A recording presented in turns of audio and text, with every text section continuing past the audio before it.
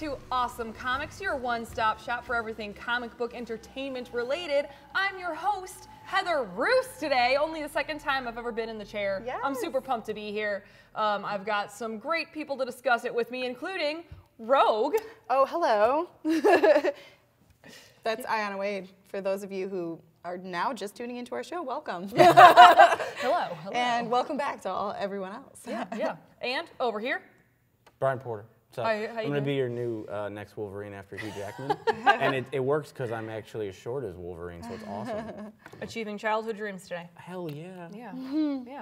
And in case you couldn't figure it out, based on Rogue and Wolverine over here, Oh, what are we talking We about? are talking about the 1990s X-Men animated TV series. Our top 10 episodes coming at you right now. But before we get to it, don't forget, go to our Facebook page, facebook.com/awesomecomicsshow.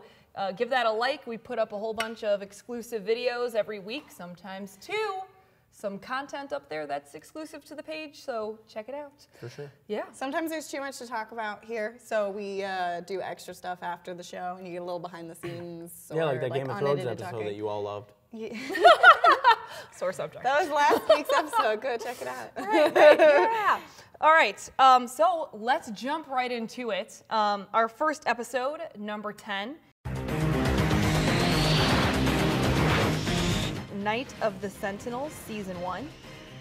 This is the first episodes of the show, so it started off strong. Although I thought I was reading trivia somewhere that the first episode actually wasn't completely finished when it aired. Like some of the scenes that they added in reruns weren't exactly finished the first time it aired. But we're introduced in these episodes to Jubilee, whose parents who have registered her as a mutant for the official mutant registry list, which turns out to be a kidnapping scheme. The Sentinels attempt to kidnap her, but she is saved by Storm and Rogue. She goes back to her parents' place. Gambit. Oh, you're right. Gosh, I forgot about that. There's an epic mall fight. Yeah. But she still gets herself kidnapped because she's a teenager. Yeah, Right. and Rogue, and she's like pretty much always good for kidnapping. No. Throughout the whole series, if anybody gets kidnapped, It's Rogue. it's Or Jubilee. Jubilee? Yes. Yes. It's always Jubilee. Yes. Huh. It's true. It's true. So eventually the X-Men destroy all the data in the mutant registry system. It's a pretty cool fight that they have with the Sentinels. Beast and his eloquent destroying of it, and Storm's like, I don't have time for this shit. I Lightning love Storm. bolt. Storm is the best. Storm growing up was my favorite because of this series. She's just amazing. Yeah, she's really good. like calm-headed and just will be like, yeah, no, this is what we're doing. Let's do it. Right. Until you put her in a box. And put Storm in a box. Right. We'll get to that. Oh man, we'll get to that. Oh, claustrophobia. Yeah. It's rough. Number 9, Cold Comfort Season 3. One of the reasons I love this episode is the Iceman comes into it. And a lot of people will admit it's super fan servicey. A lot of people are like, oh, this episode isn't that great, but it's full of so many things. If you read the X-Men comics, like Iceman's in there, the X Factor team is brought in there for a little while. But one of the reasons I really love it is some of the relationship that they showcase between Bobby and Xavier. They have like this father-son type of relationship, and you get to see how it all went bad. Yeah. So it's interesting to see Xavier take on, instead of a professor role, Leader, a father figure role, which is very different. I wish they would have had more of Bobby in the series. Yes. That would have been cool. And I like how they brought him in the later other series, like in the early 2000s or whatever, but it would have been nice to have more of them in, the X-Men series. Would have been nice. Thanks. He's a cool character. Yes, he is. Yeah. So, and I think that you talk about the point where like it's fan service or whatever. I think a lot of the most memorable episodes, at least for me, and I think a lot of other people, were the ones that were like just fan service, just really awesome. Not great content episodes, like a story didn't blow you away, but it's just like you'd see these characters for the first time on like, animated screen or whatever. Sure. And I think it was like a lot of those, a lot of my favorites were ones that were just like regular stories, but I got to see certain characters or whatever. Definitely. Right.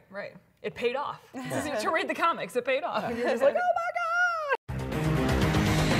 Number 8, Long Shot from season 5. Basically, Longshot is transported from wherever Mojo transmits his stuff in the galaxy to Earth, and Mojo comes to collect his star attraction. And I really liked this episode because we get to see more of Mojo. He's one of my all-time favorite villains in the whole series. I think he's one of the best written character villains because his dialogue is so fast and ridiculous, and it doesn't feel stilted or bored like some of the other villains are just very, I'm a bad guy and I'm going to do this, and that's because I'm bad. But no, Mojo just had all this this energy and this personality, and I wish that we only got I think 2 episodes of him, and I thought that he was just an awesome character, and I loved any time he was on screen. And then just him coming to Earth, and then his presence, taking away all the life force, all that stuff was really good. And then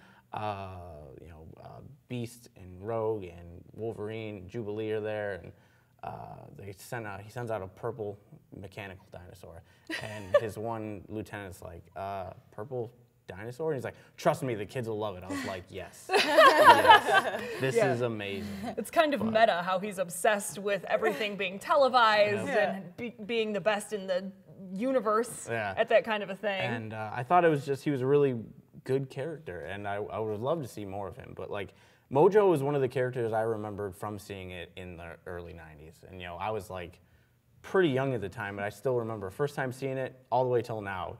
20 plus years, Mojo was always there. Sticks with you. Yeah, definitely. Yeah. And he's kind of terrifying looking, with the way that his face and the big ass kind of Joker smile a little bit, and he just is in your face in the camera shot really close up.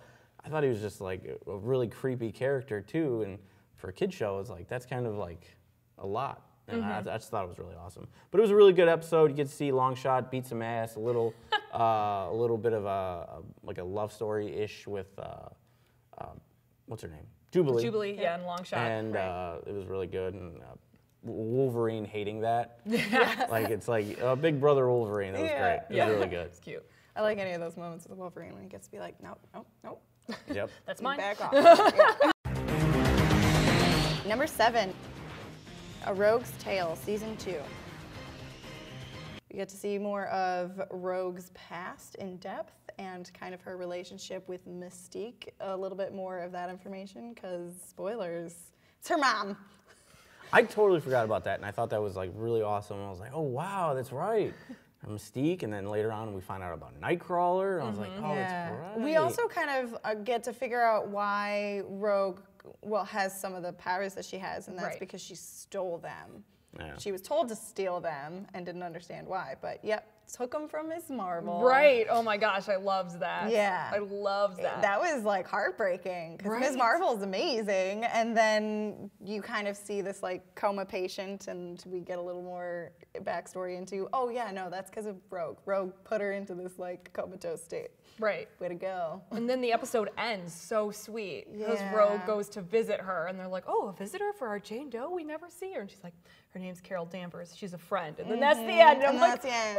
And that's really cool, taken in from the lore of the comics or whatever, and it's a character with a deep past, and they just kind of pluck that in there, put it in there. It's just wow, they showed the depth that they can go with the comics and the writing, and especially in the later seasons, I feel like the depth of the writing was really good, and they took a lot of time to flesh out these stories. And even though that was a one-off story, it's they really fleshed that out in 20 minutes, and I thought that was really good. Yeah. So. Yeah. Well, one of my favorite things about that episode is the mind battle. Yeah. Because they actually show the struggle when Rogue absorbed Ms. Marvel. She also absorbed part of her and her personality. So the episode begins with a struggle in her mind between her and Ms. Marvel, Rogue and Ms. Marvel, and then it ends with this epic fight inside of her mind with Jean involved too. Yeah. So cool. And this is later when she's already had times when she's touched people and accidentally touched people and not meaning to take their powers. So to see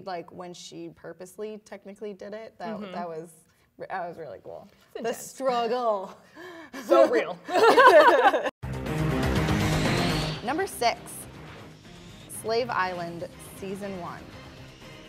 We get to see Gambit, Jubilee, and Storm get to go on a vacation. It's research, but so nice island, right? Yeah, they go to the island, but basically not expecting it to be anything bad, and then, oh, yeah, nope, you're slaves, and they get collars put on. There's a few episodes in this show when they get like those like power taken away collars. It's frustrating. Yeah. It's very frustrating. Yeah, and Storm is amazing in this episode. She's amazing in every episode. Specifically this episode, because as I talked about earlier, she's just so level-headed and just always tends to like take care of people, and in this one she gets put in a box and she's claustrophobic, and so it's really interesting to see her at a moment of vulnerability, which is kind of really interesting, and the fact that she's still, even though she's vulnerable and she's still fighting back. Badass. Yeah. It reminds me of one of the other episodes where a bunch of rubble falls on top of her, and Scott's like, "Oh, get Storm out. She's claustrophobic." And I was like, "That's what you're focusing on? That not the tons of rubble that just dropped on your friend? Might be dead. No, she's claustrophobic. We gotta get her out of these rocks." Well, he knew she survived. Yeah.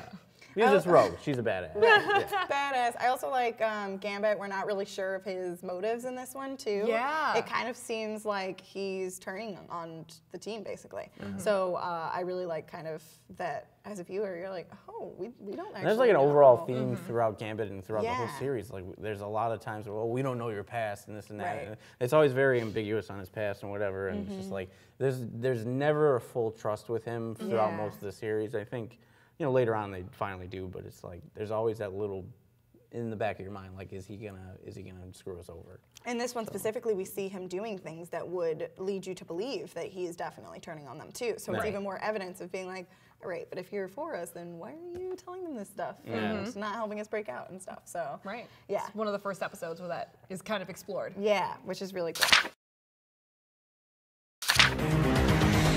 Number 5. Days of Future Past, Season 1, Episodes 11 and 12, so it's a two-parter. Basically, Bishop travels back in time after meeting an older Wolverine to stop an assassination that will save his future from becoming ruled by Sentinels. Bishop thinks that it's Gambit. Turns out to be Mystique. The assassination is foiled, but things are still not right in Bishop's future. I really like this episode because it's one of their like more known storylines, and to see that on screen was really cool, and it was interesting the ways that they took about it and all that, and like seeing the dystopian future and then seeing that Wolverine, even though it's like they're in what, it's like 2055 or something like that. Yeah, I think it's you're still it's really far in the future, and Wolverine's still a badass, got a little bit of gray, a couple more lines, but it's like, okay, he's still gonna be there, you know, leading the rebellion and all that stuff. And seeing Bishop is always really cool because I think he's a really good character, and just setting up who he is and where he comes from and all that. I thought that was great. But there's some things in that episode that I was kind of like, really? Really? The automatic memory, no memory, it's like, you didn't mention that at all in the possibility of time travel. You might not remember any of this. But I really like the whole, you know, oh, it's Gambit, you know, it's going to beat the hell out of them. And then, you know, Wolverine kind of sides with them, like, well, we don't know a lot about your past and this and that. And then Gambit leaves, and it's like, man, this is really good. And it being Mystique, it's like, I totally forgot towards that end. I was like, why did Gambit know as he's there? Oh, Mystique. Yeah. Oh, right, it only looked like Gambit. And then we get to see Blob. Yes. He's such a funny character. He's like ridiculous. Yeah. And then what was the, I can never remember the guy that does the Quake stuff. Oh. I can't ever remember the name of that guy, but that guy was in it, and it's just, it was really funny. And there's too many names. Yeah, So many X-Men. Especially in these like multi-episode. Yeah. There's oh my gosh, they just throw the characters at you, which is really cool. But also mutants. when you're talking about it, you're like, what's that guy again? especially when you're children, you know, watching this, it's like, I don't know who half these people are, but I also they're didn't cool. really care. I was just like, yeah, dude, she does stuff. Yeah. I like that. Just one. punched his stomach and her arm disappeared. Yeah. But yeah, it was a a good episode. It was a funny episode, and it set up the whole thing with Rogue and Mystique. Like, you know, changes into her mother, and Rogue's like, oh my God, what?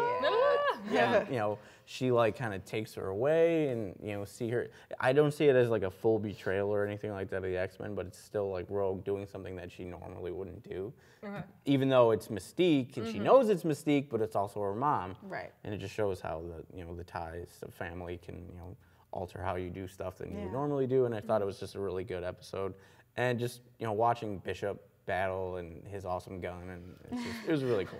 And his huge thighs. Oh my gosh, yeah. Bishop's thighs. And seeing gosh. Nomad come back was really cool. The Yeah. upgraded Sentinel type thing. I was like, that's pretty awesome. So. I mean, time travel in general is always awesome. Oh, so for it sure. seems And like, it's synonymous with the 2055? X-Men. So. Yes, yes, time travel. Yeah.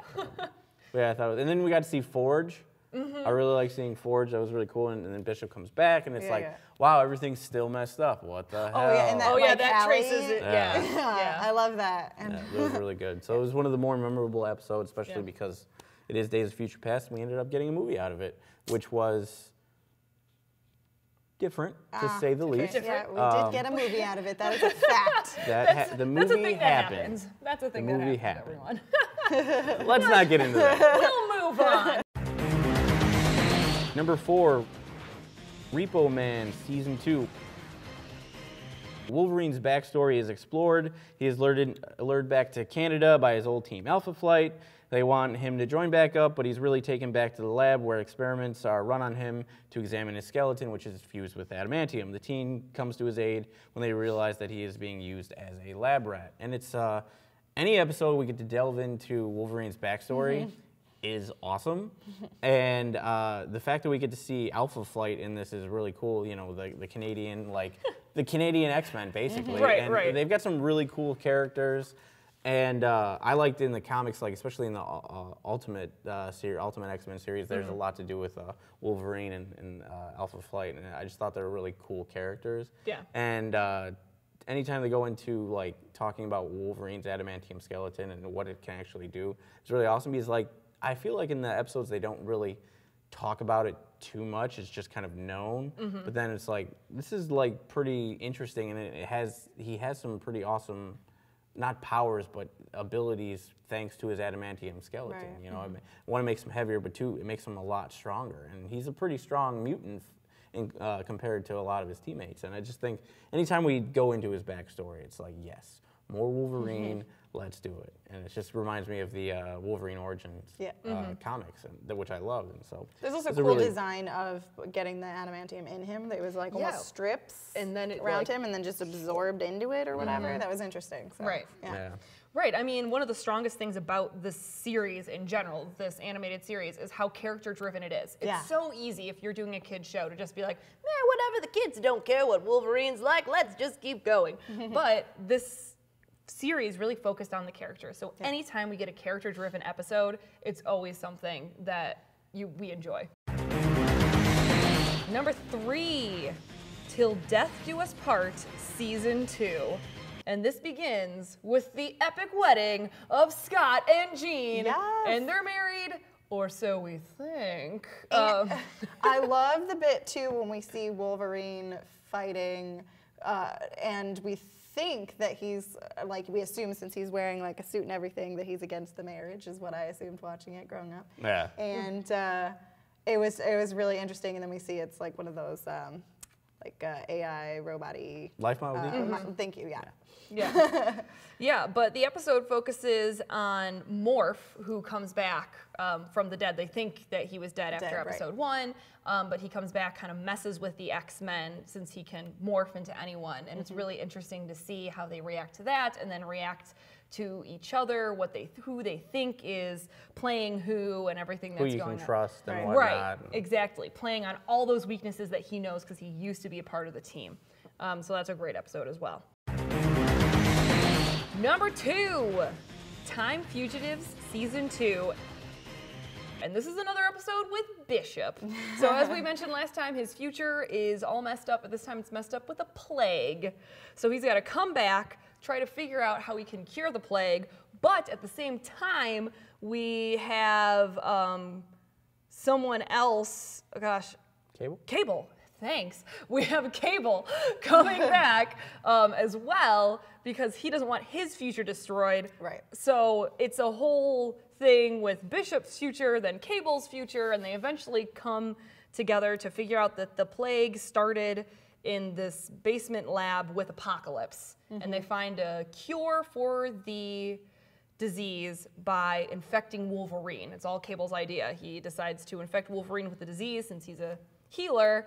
It creates antibodies, and then boom, the plague is fixed, and Apocalypse no longer rules Cable's future. Yeah. Cable, time traveling mutant. Bishop, time traveling mutant. Them two together. So much time traveling paradox. Oh my God, it's ridiculous.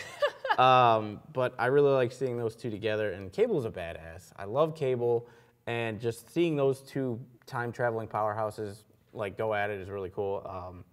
But I always thought, I was like, why don't they just stay? Their futures suck ass.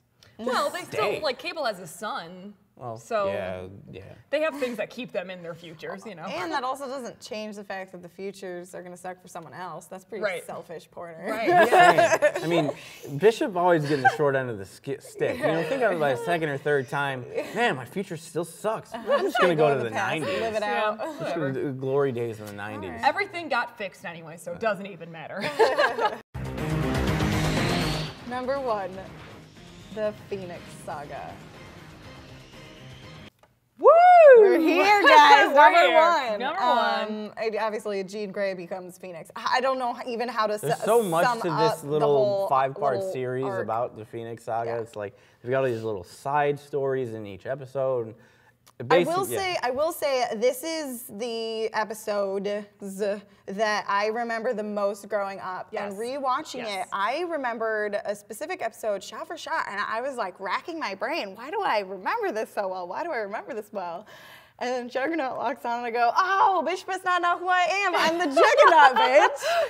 And then I realized why I remembered it was because of the, one of those original, videos on the internet of, oh man, which they ended up putting in the movie too. Right. The live action, so I appreciated that. But yeah, Phoenix Saga, Juggernaut, bitch.